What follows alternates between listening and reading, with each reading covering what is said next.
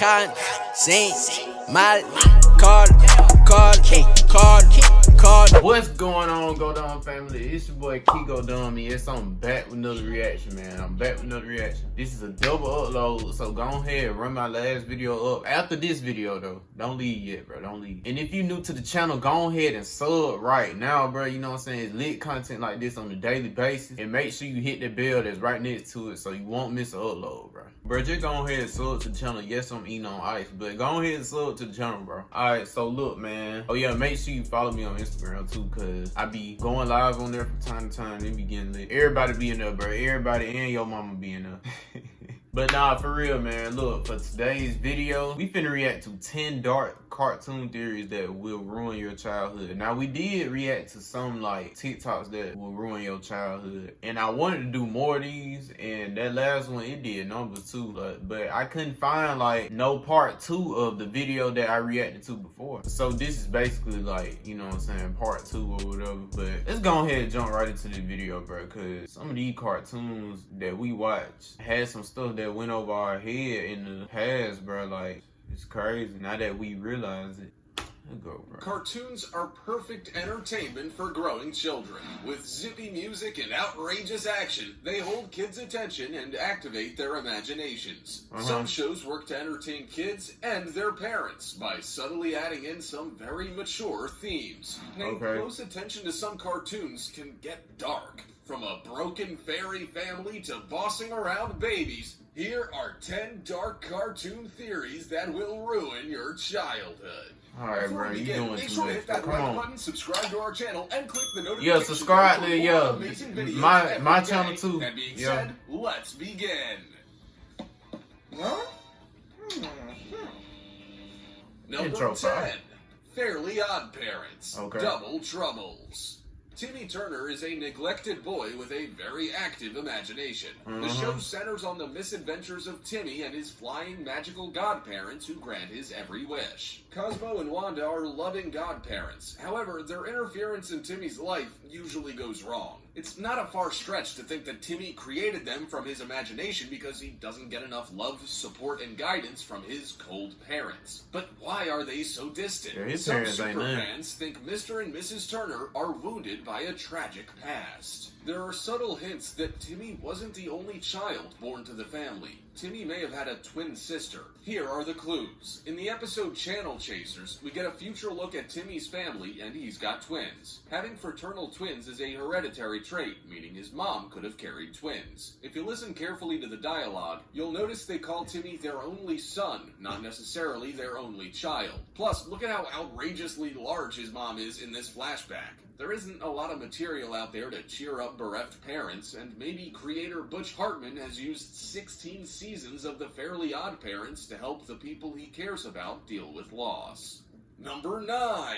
The Rugrats are imaginary characters. This next theory makes more and more sense the longer you think about it. The Rugrats did have a group of babies that play together in their small neighborhood. We take for granted that all kinds of cartoon characters normally wouldn't talk. Animals, even cars have personalities in the animated universe. But Rugrats is so low on cartoonish action and high on realism, it does stick out a little that the babies talk. The only kids big enough to talk are Angelica and Susie. Consider this. Angelica, clearly a troubled child, made the babies up in her mind for someone to talk to and terrorize. How is it Terrorize are both identical and fraternal twins? Maybe Angelica doesn't understand the biology and just rolled with it. The Pickles, Tommy's family, is dysfunctional. The patriarch Stu compulsively builds toys in his basement, a plausible obsession for a bereft dad. Same with Chucky's family. Chucky's dad Chaz is neurotic, and we know that Chucky's mom died in a car accident. Angelica's only real friend is Susie, who maybe tolerates her out of pity.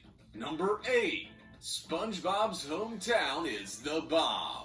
Bikini Bottom is a tight-knit community at the bottom of the sea. It's home to SpongeBob, Patrick, and all the other crazy characters. One fan theory insists that this world is so crazy as a result of fallout from a nuclear explosion. The U.S. colonized a group of isolated islands in the Pacific Ocean called Bikini Atoll, anglicized to Bikini Atoll. In the 40s and 50s, the US used these beautiful tropical islands to test bombs. 67 nuclear weapons were detonated there. The name of their town is one coincidence. In fact, the scandalous skimpy swimwear of the bikini was named to piggyback off the controversy of the bomb testing. The other commonality supporting this fan theory is the constant explosions and the specific familiar form they take. Explosions on SpongeBob SquarePants look remarkably like the footage of the Bikini Atoll explosion. Sometimes this silly show makes such bleak points about work and life, it seems possible it could be a dark tribute. So did the radiation make all the characters so wacky? Maybe the pineapple symbolizes a fallout bunker. What do you think? Number 7. Toy Story 3 equals World War II. Toy Story is a fun, lighthearted story about friends trapped together, owned by something massive compared to their size. The premise is already a little macabre. Before we talk about Toy Story 3, look back at the first two movies. They take place during the space race, and the changing times drive the conflict between Woody and the new guy, Buzz Lightyear. In the third installment, Andy's ready to go off to college, so the toys ponder their fate. Woody rallies the group and gives a speech, which drama buffs can confirm is unusually similar to a scene in The Pianist, an award-winning Holocaust movie. Not a coincidence. After this, Buzz suggests they go hide up in the attic, a common place for old toys, but also the famed hiding place Anne Frank and her family spent years in while hiding from persecution. The story follows a clear Holocaust allegory. The world turns its back on the toys, and they're packed tightly together and carted off to a daycare. The daycare represents the concentration camps, a place where the toys are sent to die. The toys are you serious? And even incinerated once broken. That's dark enough, but there's a huge visual cue telling us to think deeper about what's going on. There's a world map in all three movies, with the map in the third version showing some unfamiliar borders. Knowing how many people work on animated films, especially Pixar films, the inconsistencies can't be an oversight. History buffs who have pondered the changes Pixar made some good movies, bro. Speculate there was a world war between 2 and 3. The similarities are too close to overlook. There are guards, privileged prisoners, all the horrors. The only major difference is the happy ending. In Toy Story 3, the gang is saved by the aliens, reunited with adult Andy, and adopted by a new home. Bonus theory. The ending isn't quite what it seems, and the toys didn't make it out of the incinerator. Maybe they perish, have one last spiritual encounter with Andy, and enter toy heaven. Number 6. Ed, and Eddy. Friends. Oh, they're like one of my favorites, bro. Who remember Ed, and Eddy? With the rest of their gang, explore every square inch of Peach Creek. Just some carefree friends playing for a seemingly endless summer, or lost souls thrown together to not quite suffer for eternity. You only have to watch an episode to know that these kids have less than perfect lives at home. But maybe there's deeper symbolism at play with this show. They might be dead in purgatory. Bro, what? Why are all of the main characters' tongues dark? Maybe it's not from candy dye, but the pallor of death. The show never leaves the cul-de-sac, and the summer vacation never ends, not even at the end of the seasons. Somehow, these kids seem to be from different eras. Ed is reclusive and loves monster movies, a total 50s kid. Now for the second Ed, Double D. He's plagued by endless post-it notes with chores to do from his parents. Not quite a torture, but not exactly paradise since he's never thanked by them. He never removes his hat. Could he have suffered a horrible accident or died after unsuccessful chemotherapy treatment for his cancer made him bald? He loves technology. A total 80s kid. Eddy's brother tormented him, we find out at the end of the series. The only time they leave Peach Creek is the only time we meet him. Could this be that they left purgatory to visit hell? Number 5. What? King of the Hill's Paternity. King of the Hill, bro. This show about a quaint Texan dad and his neighbor buddies is chock full of slow burn jokes and smart references. Watch a few episodes and you can miss the truth about the neighbor boy Joseph Gribble. It's painfully obvious that John Redcorn, Nancy's longtime lover, is the real father. Obvious to everyone but Dale. At one point, conspiracy-happy Dale rationalizes his son is so different because he's an alien. Whether we're laughing at Dale or taking pity on him, we are falling for the writer's misdirection. Just as Dale is oblivious about Joseph's parentage, bro, is this dude reaching or is this true? Like, audiences were slow to pick up on Bobby's real father. We all know Hank has a narrow urethra, but have you ever noticed that Bobby doesn't resemble Hank very much? Yeah, he don't. Or with his personality? How He about don't. the way Peggy gets annoyed whenever Bill's around? One time, Bill confesses he and Peggy were intimate in a moment of weakness, to which Hank replies, "No, you didn't, Bill." We laugh at Dale for being oblivious, while the writers are laughing at us. We knew creator Mike Judge was a genius when he created Beavis and Butthead, but sweet lady propane did he ever get us with this one. Number 4. Who Framed Roger Rabbit is historically accurate. Kinda. Audiences got more than they planned on watching this live-action cartoon hybrid. I still got the water from the same video, bro. Misfit quickly turns into an allegory for institutionalized racism. The parallels between Toontown and America's dark segregationist history are undeniable. When you watch Who Framed Roger Rabbit as a child, it hurts to see humans hate cartoons. Toons, they call them, and you understand that's a slur. Judge Doom executes cartoons at will. Older kids might understand that's lynching. Watch as an adult and you understand the whole premise is about systemic racism. Judge Doom has nobody stopping him from dissolving guilty Toons in his dip, and his plan to dismantle the Toons trolley to build a highway for rich people is the pure lawful evil you can read about in human news today. Even our human protagonist, Eddy, wants to believe that the residents of Toontown he's friends with, like Roger, are some of the good ones. The fact that Eddy struggles with his unnatural attraction to Jessica Rabbit makes this theory hit you like a pie in the face.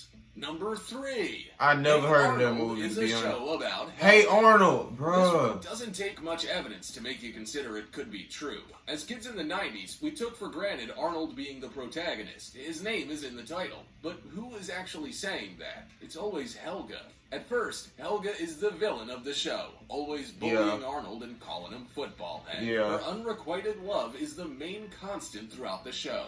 Most shows with bullies rarely, if ever, show their home life and explain why they're bullies. Nelson from The Simpsons has a neglectful family. Roger from Doug has a neglectful family. The Fonz, say it with me, had a neglectful family. It's a repeated trope that her father calls her only the girl, and both favor her big sister, Olga. For just a bully, that's a lot of backstory. It's unhealthy to teach kids that when someone's mean to them, it's because they like you. This cartoon takes this idea on directly. Eventually, Helga did confess her true, intense, poorly directed feelings for Arnold. Number 2. Zazu is a traitor. Yeah. If the line, "I've never seen a kind of beast with quite so little hair," is hinting at anything, along with a lot of Zazu's lines in not just the "I just can't wait to be king" number, but the entire film, it's that Zazu really does not like the idea of Simba being king. The most noteworthy line is, "If this is where the monarchy is headed, count me out, I won't hang about." It seems pretty clear that Zazu would willingly rebel against Simba if Simba were declared king. Because of this, some fans think Zazu may have worked with Scar, communicating off-screen, and helped him pull off his plan to dispose of Mufasa and drive Simba out. I Adding mean, to the you do theory got is a that point not there, only yeah. Simba enter the elephant graveyard, Zazu comes to find them, but Scar was the only other one who knew where they would be. Yeah. Number 1. Inspector That kinda Gadget is a accurate, though. replacement for a deceased man. Some people think Inspector Gadget is more than just a cool robot policeman. Some people think he's actually the second Inspector. These theorists believe Inspector Gadget was built as a robotic replacement for a human inspector who lost his life on the job. But here's where things get more interesting. The original Inspector did not lose his life. He went missing. And upon finally returning home, horribly disfigured from the ordeals he experienced, he sees a robot living his life and snaps. He became Dr. Claw. Has this list changed the way you remember your... Bro, I ain't never seen no Well, I heard of Inspector Gadget, but I ain't never watched it. I don't think I ever watched it. Bro, I thought dude was gonna have like some real dark, you know what I'm saying? I thought they were gonna boost this jump, but some of this stuff, it wasn't really that dark. It was... I ain't gonna lie, this was some mid. This was mid, bro. This was mid, but some of it was accurate, though. No cap. But anyway, man, look, that's gonna be it for today's reaction. If you want more reactions like this, go ahead and leave a comment down below, bro. Make sure you subscribe, bro. Sub to the channel. It's free, bro. Come on now. Sub to the channel for lit content like this on the daily. Make sure you follow me on Instagram, and I'm out.